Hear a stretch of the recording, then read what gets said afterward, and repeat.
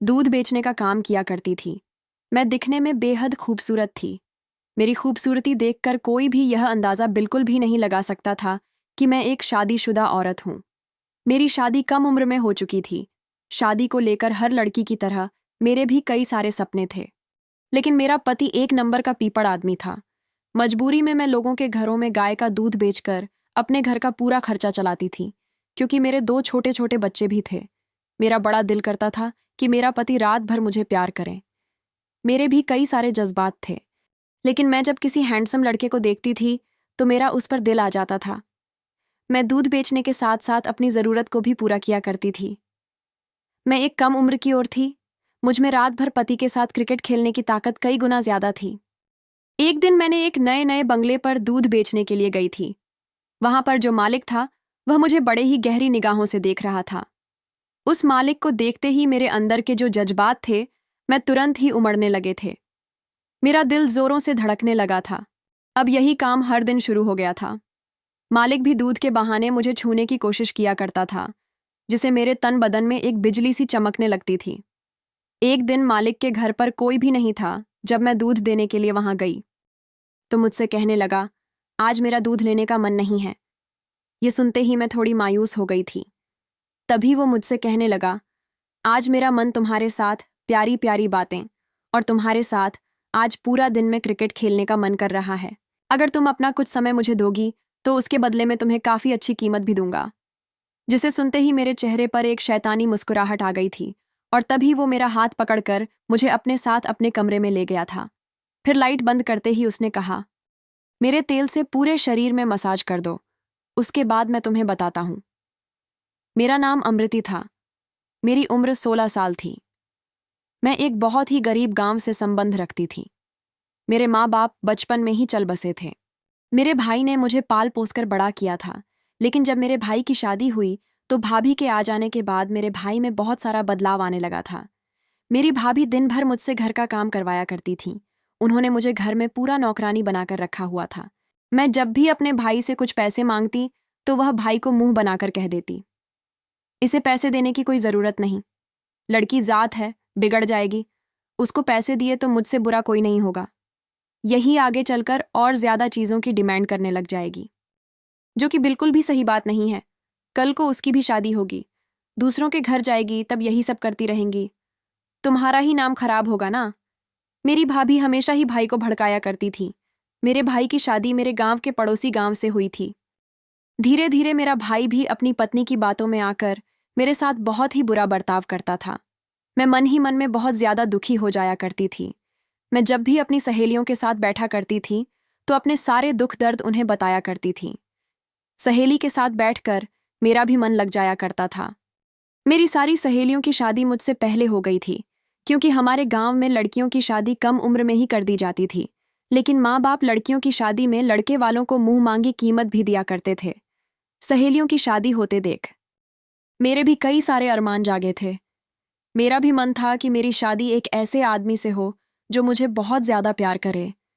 मेरी सहेलियां भी मुझे सुहागरात की रातों के बारे में बताया करती थीं, जिसे सुनकर मेरे भी जज्बात बहकते थे। मैं कम उम्र की थी, इसलिए मुझे सुहागरात के बारे में बिल्कुल भी नॉलेज नहीं थी। मेरी सहेलियों के पास मोबाइल थे, इसलिए मुझे सारी ऐसी वीडियो निकालकर बड़े ही आराम से दिखाया करती थी। शुरू शुरू में तो मुझे वे सब देखने में बहुत ही ज्यादा शर्म आती थी, लेकिन अब धीरे धीरे मुझ में वो वीडियो देखने की हिम्मत पैदा होने लगी थी। मैं अब हर दिन वह वीडियो देखा करती थी और यही सोचती भी थी कि मैं इसी तरह अपने पति के साथ शादी के रात प्यार उठाया करूंगी। मैं उन वीडियो में हर तरह के प्यार करने का तरीका होता था। अब मैं दिन रात यही सोचा करती थी कि जब मेरी भी शादी होगी तो मैं खूब मज़े किया करूंगी। इसी तरह मैं अपनी ज़िंदगी काट रही थी। घर के कामकाज करके मैं शाम को अपने सहेलियों के साथ बैठकर बातें किया करती थी। अक्सर मुझे अपने पति के साथ सुहागरात के बारे में वह बताया करती थी। मैं भी उनकी बातों को सुनकर बड़े ही मज़े लिया करती थी। धीरे धीरे अब मेरी भी शादी की उम्र हो चुकी थी। इसी वजह से भाई ने कहा कि वह मेरे लिए रिश्ता ढूंढ रहे हैं, जिसे सुनते ही भाभी जल्दी खड़ी हुई थी।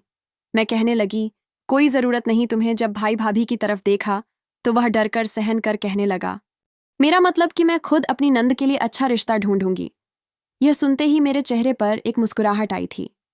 मैंने सोचा, चलो आज कहीं ना कहीं भाभी के दिल में मेरे लिए यह मोहब्बत जाग उठी है, क्योंकि वह भी एक औरत है और वह मेरी शादी भी एक अच्छे घर में करेंगी। यही सोचते सोचते अब कुछ दिन बीत चुके थे।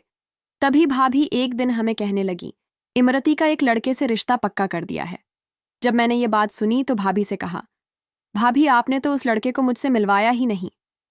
तब भाभी कहने लगी, ये कोई बात हुई? जो लड़कियां शादी से पहले ही लड़कों से मिला करती हैं उनकी शादियां अच्छी नहीं चलती, लेकिन भाभी उस लड़के को मेरे भाई से तो मिलवा देती। वैसे मेरी भाभी बड़ी ही चालाक औरत थी। उन्हें पता था कि मेरी शादी में उन्हें लड़के वालों की डिमांड के अनुसार दहेज देना पड़ेगा। उन्होंने बड़े ही जलाके से मेरे भाई से कहा, उन्होंने मेरा रिश्ता एक बहुत ही अच्छे घराने के लड़के से करवाया है और खुशी की बात तो यह है कि उस लड़के के परिवार वालों ने शादी में कोई भी डिमांड नहीं रखी है, यानी कि हमारा कोई खर्च नहीं होगा। जिसे सुनकर भाई कहने लगे, ये तो बहुत ही अच्छी बात है। मुझे मेरी पत्नी पर पूरा विश्वास है, वो मेरी बहन के लिए ठीक ही चुनेगी। मैंने भी सोच लिया, चलो अच्छी बात है, भाई के ऊपर ज्यादा खर्चा नहीं आएगा। इसी तरह कुछ दिन बीत चुके थे। भाभी अचानक से कहने लगी, मेरी शादी 1 हफ्ते के बाद होने वाली थी। उन्हें हफ्तों में अपनी शादी के लिए मैं बड़ी बेकरार थी। मेरी सहेलियां भी मुझे शादी के रात की पूरी ट्रेनिंग पहले से ही दे चुकी थीं, ताकि मुझे कोई भी परेशानी ना हो। इसी तरह दिन बीतने लगे थे। मेरी शादी के दिन बहुत नज़दीक आ रहे थे और मैंने अभी तक दूल्हे को भी नहीं देखा था।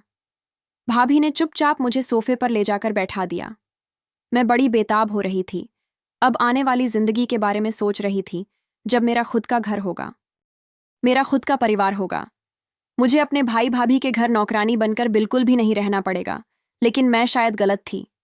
कभी कभी हम जो सोचते हैं हमें वैसा बिल्कुल भी नहीं मिलता, क्योंकि किस्मत में हमारे क्या लिखा होता है ये हमें बिल्कुल भी नहीं पता होता। बड़ी ही सादगी के साथ उस रात मेरी शादी हो चुकी थी। मैं शादी करके अपने पति के साथ ससुराल चली गई थी। जब मैं घर के अंदर दाखिल हुई तो एक बहुत ही पुराना सा घर था, जहां पर दीवारों पर भी बिल्कुल भी पेंट नहीं किया गया था। मैंने सोचा कि शादी वाला घर है, कम से कम लड़के वालों को अपने घर की मरम्मत तो करवा लेनी चाहिए थी। लेकिन मैंने उस बात को ज्यादा गौर न किया। जैसे मैं घर के अंदर दाखिल हुई, घर का माहौल भी बहुत ज्यादा अलग लग रहा था, बल्कि हमारे घर से भी यह घर बहुत ही ज्यादा छोटा था। घर में मेरी सास और मेरे पति ही अकेले रहा करते थे। मेरी सास थोड़ी बूढ़ी थी, दोनों पैरों से अपाहिज थी। इसी वजह से कुछ रस्में करने के बाद वह अपने कमरे में चली गई थी। लेकिन जैसे ही मेरे पति ने मुझे मेरे कमरे तक पहुंचाया, कमरे की हालत देखकर मैं तो थोड़ा परेशान हो चुकी थी। क्योंकि घर ऐसा था जैसे मानो सदियों से बिखरा पड़ा हो, क्योंकि बिल्कुल भी यहां सफाई नाम की कोई चीज दिखाई नहीं दे रही थी। मेरे पति ने मुझे कमरे में भेजकर कहा कि मैं कुछ देर के बाद वापस आता हूं, तुम बैठकर यहां आराम करो। और मैं बिस्तर पर बैठकर बड़ी बेताबी से अपने पति का इंतजार कर रही थी। मैंने सोचा चलो घर जैसा भी हो, लेकिन पति तो अच्छा निकलेगा, क्योंकि उसने शादी के बीच हमसे कोई भी डिमांड नहीं की थी। इस वजह से मैं बहुत ज्यादा खुश थी। अब मैं अपने पति के साथ आने वाले टाइम के बारे में सोच रही थी। मुझे किस तरह अपने पति से प्यार करना है, पति को कैसे अपनी तरफ करना है। यही सोच सोच कर मैं मन ही मन में थोड़ी खुश हो रही थी।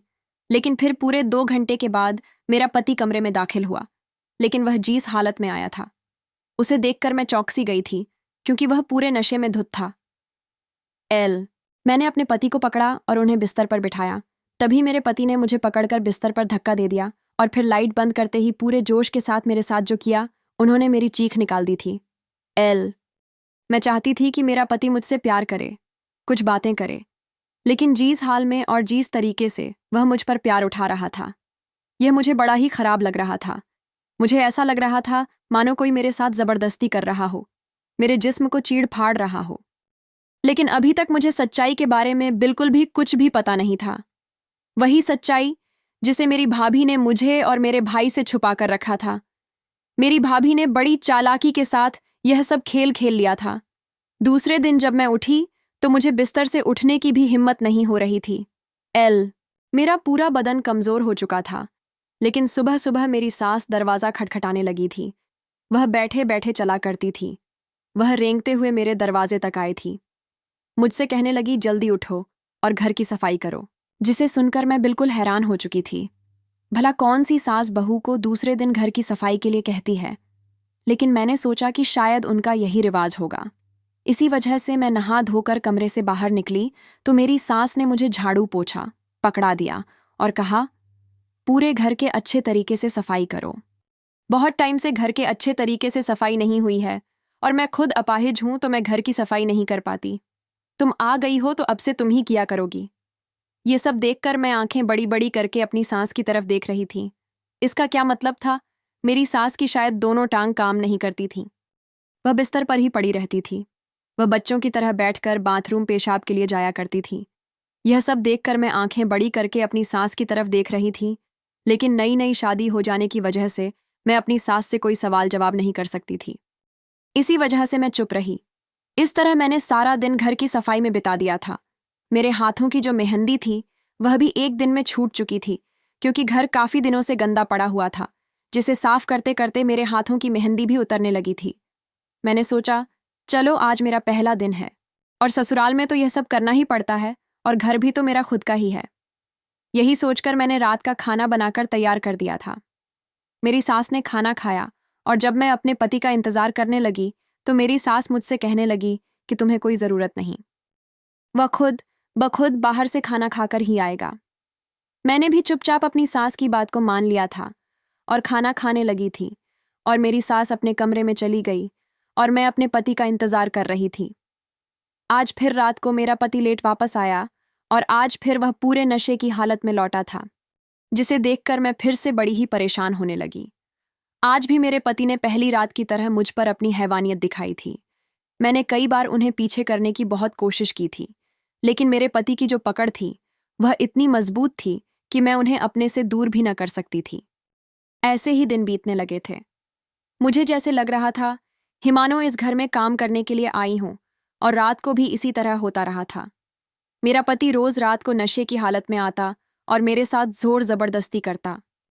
धीरे धीरे मुझे सच समझ में आने लगा था कि मेरी भाभी ने मेरे साथ बहुत गलत किया है। उन्होंने मेरी जिंदगी खराब कर दी है। उन्होंने ही मेरी शादी शराबी के साथ करवा दी, जिसके बदले में ससुराल वालों ने कोई डिमांड नहीं रखी थी। मेरा दिल बहुत ज्यादा दुखी था। मैं जाकर अपने भाई को भी सारी सच्चाई के बारे में बताऊं, लेकिन मुझे पता था कि मेरा भाई फिर से मुझ पर विश्वास नहीं करेगा और फिर वह भाभी का ही साथ देगा। इसी वजह से मैंने उसे अपनी किस्मत समझकर आगे की जिंदगी बिताने लगी थी। मन ही मन में बहुत दुखी थी, लेकिन मैं किसी से कुछ कह भी नहीं सकती थी। घर के हालात भी खराब होते जा रहे थे, क्योंकि मेरा पति एक दिन पैसा कमाता तो 3 दिन बैठकर जुआ शराब इसी सब में उड़ा देता था। मैं पढ़ी लिखी भी ज्यादा नहीं थी, कहीं नौकरी भी कर सकूं।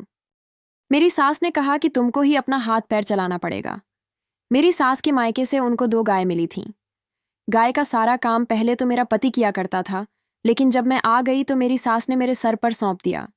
पहले उसका बेटा यह सब किया करता था।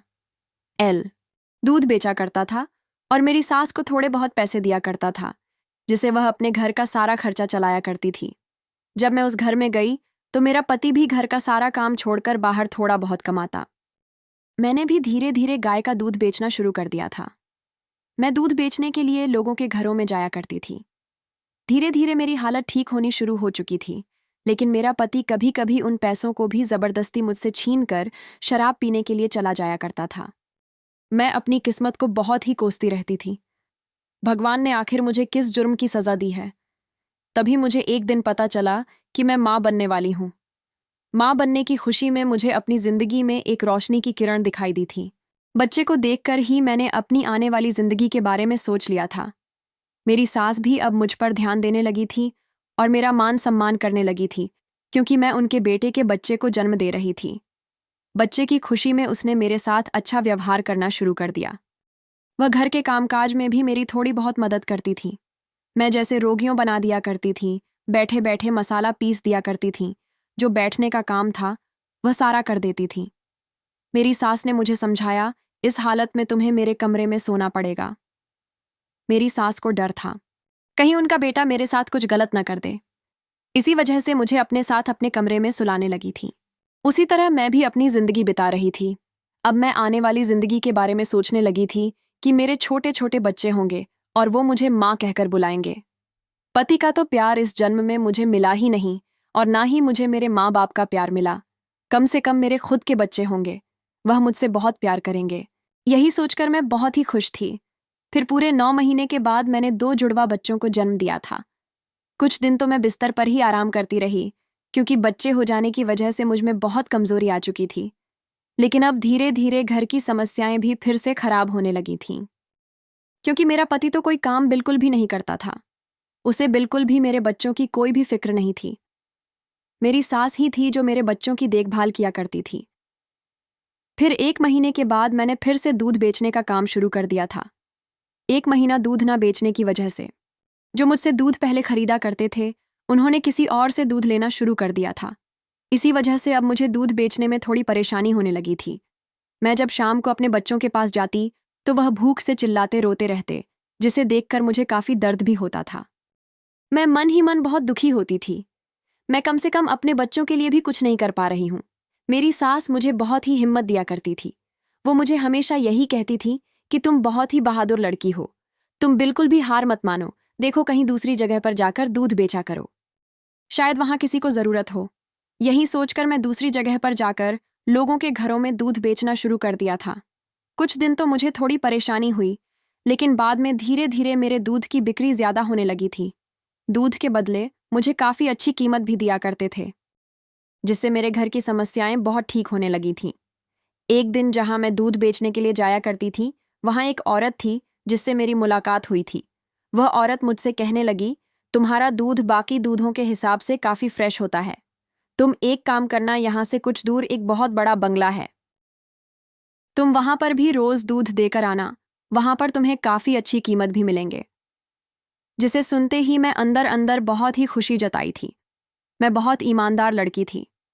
मैंने कभी भी दूध में मिलावट नहीं की थी। इसी वजह से लोग मुझसे दूध बार बार खरीदा करते थे। दूसरे दिन उस औरत के कहने के हिसाब से मैं उस बंगले में पहुंच चुकी थी। वह बंगला आगे से काफी ज्यादा खूबसूरत भी था। वह बहुत दूर भी था। तैरते चलते मेरे पैरों में सूजन आने लगी थी। वह घर बाकी घरों के हिसाब से काफी अलग था। जब मैं उस बंगले के दरवाजे को खटखटाया तो सामने एक बहुत ही हैंडसम सा आदमी आकर खड़ा हो चुका था। उसे देखकर मैं थोड़ी हड़बड़ा सी गई। वह मुझे देखकर घूर घूर कर कहने लगा, आप कौन हैं? मैंने कहा, जी, मुझे यहाँ पर बताया गया था कि आपको यहाँ पर फ्रेश दूध की जरूरत है। उस आदमी ने कुछ देर मुझे ऊपर से लेकर नीचे तक निहारा और फिर मुझसे कहने लगा, तुम कहीं दूध में मिलावट तो नहीं करती? मैंने कहा कि नहीं, नहीं। आप एक बार इस दूध को खरीद कर देख लीजिए। जब आप इसे खरीदेंगे तब आपको खुद पता चल जाएगा। फिर उस आदमी ने कुछ देर सोचने के बाद मुझसे कहा कि ठीक है, तुम रोज मुझे 3 लीटर दूध दे जाया करो। दूध देने के बाद मैं वापस अपने घर आ चुकी थी। अब मैं बहुत ही खुश थी, क्योंकि मुझे एक और जगह पर दूध बेचने का काम मिल चुका था। अब मैं रोज इसी तरह दिन रात मेहनत किया करती थी। रात को जब मैं घर आती तो अपने बच्चों के साथ वक्त बिताया करती थी। धीरे धीरे मैं अपने बच्चों की जरूरत को भी पूरा करने लगी थी। मेरी जिंदगी में मुश्किलें कम नहीं हो रही थीं। हमें भी बहुत सारी परेशानियां आनी बाकी थीं। एक दिन मैं उस आदमी के घर दूध बेचने के लिए गई थी। जब उसने दरवाजा खोला तो उसके कुछ देर बाद ही अंदर से बहुत तेज तेज बच्चे को रोने की आवाज आ रही थी। वह आदमी भागता हुआ उस बच्चे को चुप कराने के लिए घर के अंदर चला गया था। बच्चों की आवाज सुनकर मैं भी अंदर भागती हो गई थी। उसका बच्चा बहुत ही जोरों से रो रहा था। उसे बिल्कुल भी चुप नहीं हो रहा था, जैसे वह आदमी बच्चे को चुप करा रहा था। मैं एक माँ थी और इसी वजह से मैंने उस बच्चे को गोद में लेने के लिए कहा कि मैं उसके बच्चे को चुप करवा देती हूँ। वह मुझे बड़ी बड़ी आंखों से घूर कर देखते हुए कहने लगा कि तुम तो एक लड़की हो और तुम कहाँ से बच्चे को संभाल पाओगी। तभी मैंने उसे कहा कि मेरे भी 2 छोटे छोटे बच्चे हैं, आप एक बार मुझ पर भरोसा करके देखो। जब उसने बच्चे को मेरी गोद में दिया तो वह कुछ ही देर बाद वह बच्चा बिल्कुल चुप हो चुका था। वह बच्चा देखने में बड़ा ही खूबसूरत था। उसकी मासूम में तो उस बच्चे के चेहरे पर झलक रही थी। वह आदमी मुझे फिर से बड़ी बड़ी आंखें करके देख रहा था। तभी वह मुझसे कहने लगा, तुम्हारी उम्र तो यह अंदाजा बिल्कुल भी नहीं लग रहा कि तुम 2 बच्चों की माँ हो। कुछ देर में उसका बच्चा बिल्कुल चुप होकर सो गया था। उस बच्चे को मैंने उस आदमी को वापस दे दिया और दूध देने के बाद मैं अपने घर आ चुकी थी। अब मैं रोज दूध देने के बाद उस आदमी के साथ बातचीत किया करती थी। वह आदमी बड़ा ही शरीफ इंसान मालूम पड़ रहा था। उसने बताया था कि उसका एक बच्चा है और बच्चे की डिलीवरी के बाद उसकी माँ चर बसी थी। इसी वजह से तभी से वह बच्चे को खुद ही संभाल रहा है। उसे बहुत वक्त लगती है।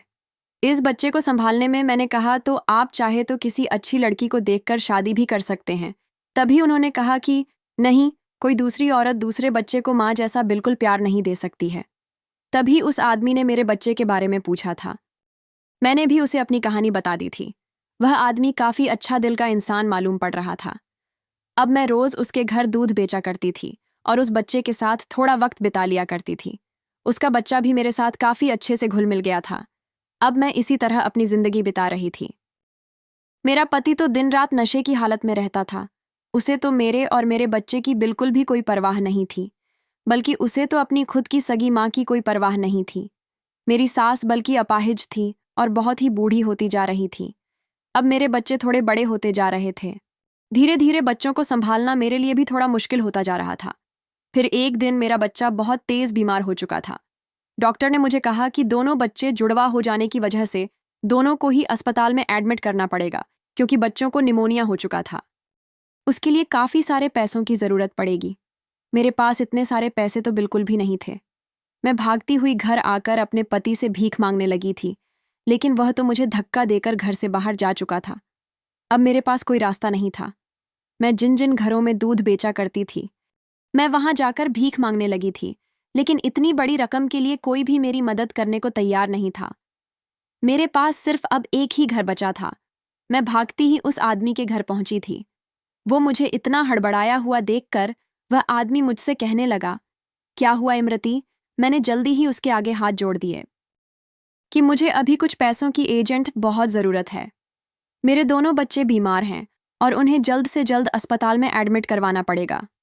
मेरे बच्चों के अलावा मेरा इस दुनिया में कोई भी नहीं है। मेरा पति भी पूरा ही कमा है। वह मेरी मदद बिल्कुल भी नहीं करना चाहता। उसे तो ना मेरी ना मेरे बच्चे की बिल्कुल भी कोई परवाह नहीं। कुछ देर तो वह आदमी सोचने लगा। फिर उसके बाद उसने मुझे एक ऐसी बात कही जिसे सुनकर मेरे पूरे शरीर में सनसनी दौड़ चुकी थी। वह आदमी मुझसे कहने लगा, आज मैं दूध तुमसे बिल्कुल भी नहीं लूंगा। मैंने कहा, अब यह सब बातें क्यों कर रहे हैं? तभी वह कहने लगा, क्योंकि मैं चाहता हूं कि तुम मुझसे शादी कर लो। जिसे सुनकर मैं पूरा हिल चुकी थी। वह कहने लगा, मेरा इसमें बिल्कुल भी कोई गलत इरादा नहीं है। देखो, मेरी पत्नी इस दुनिया में नहीं है और मुझे भी अपने बच्चों के लिए एक माँ की ज़रूरत है।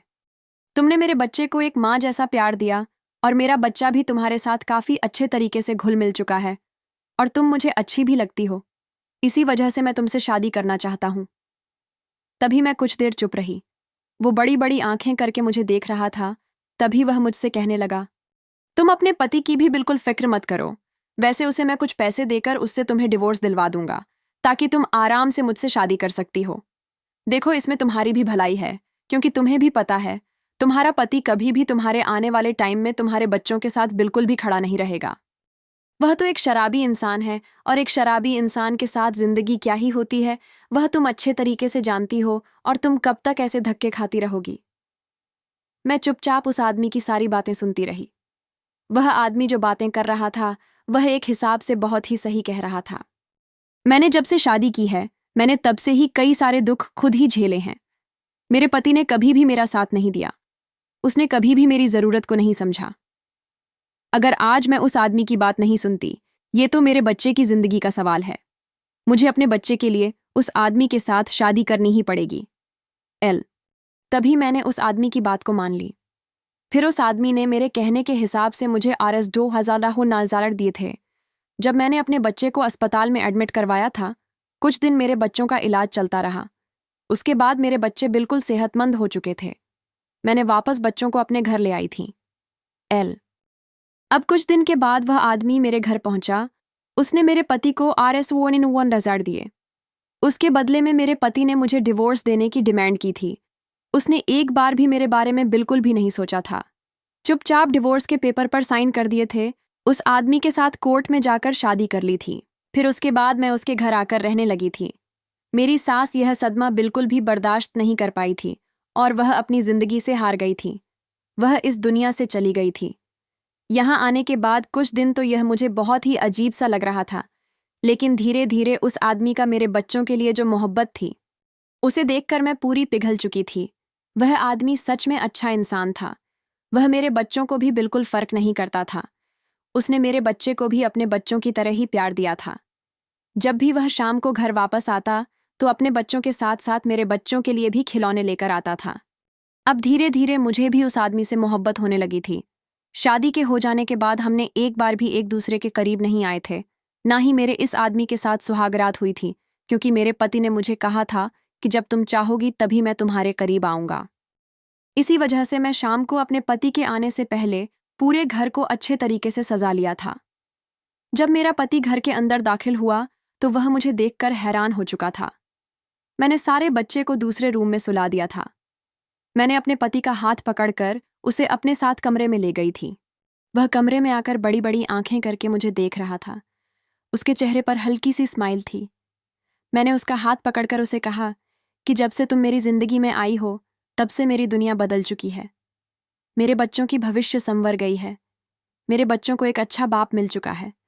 अगर तुम मेरी जिंदगी में ना आते तो शायद अभी भी मैं अपनी जिंदगी में परेशानियां ही झेल रही होती। उसके आगे मैं उससे कुछ कहने ही वाली थी, तभी मेरे पति ने मुझे चुप करवाते हुए कहा, जो वक्त बीत चुका है उसे छोड़ दो और जो वक्त है उसे अच्छे से एंजॉय करो। फिर हम दोनों ने एक दूसरे को गले लगाया। फिर हमने एक दूसरे पर खूब प्यार लौटाया। आज मेरे जन्मों की प्यास बुझ चुकी थी, क्योंकि मैं इसी तरह के प्यार की भूखी थी। जो मेरी शादी को लेकर सपने थे वह आज पूरे हुए थे। आज मुझे लग रहा था जैसे मेरा पति मुझ पर वह प्यार लौटा रहा है जिसकी मुझे उम्मीद थी। मैं अपनी जिंदगी में बहुत ही ज्यादा खुश थी। मेरी शादी को 1 साल बीत गया था। मेरे पति ने मुझसे एक बच्चे की इच्छा की थी। उन्होंने कहा कि 2 बेटे तुम्हारे हैं और एक बेटा मेरा है। मैं चाहता हूं कि हम दोनों की एक बेटियां हों जो इन तीनों भाइयों को राखी बांधे। मुझे उनकी बात बहुत अच्छी लगी। उस दिन से हम दोनों ने एक और बच्चे के लिए कोशिश करनी शुरू कर दी। मेरी शादी को 2 साल के बाद मैंने एक बेटी को जन्म दिया था। मेरे घर में खुशियां ही खुशियां थीं। आज मेरी बेटी श्रेया का नामकरण था। मैंने उसमें अपने पति से बात करके अपने भाई भाभी को बुलवाने की इच्छा की थी।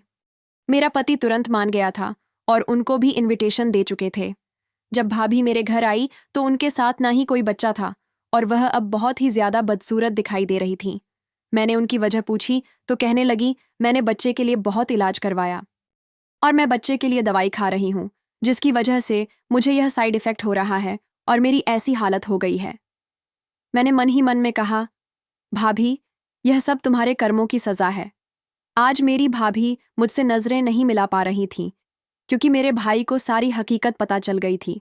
मेरा भाई मुझे बता रहा था, तुम्हारा पहला पति किसी मंदिर के सामने बैठा भीख मार रहा था। मेरी नज़र जब उस पर पड़ी तो मैंने तुम्हारे बारे में उससे पूछा तो उसने सब कुछ मुझे बता दिया। मेरे भाई ने मुझे बहुत सराहा और कहा कि तुमने जो भी फैसला लिया है बहुत अच्छा लिया है।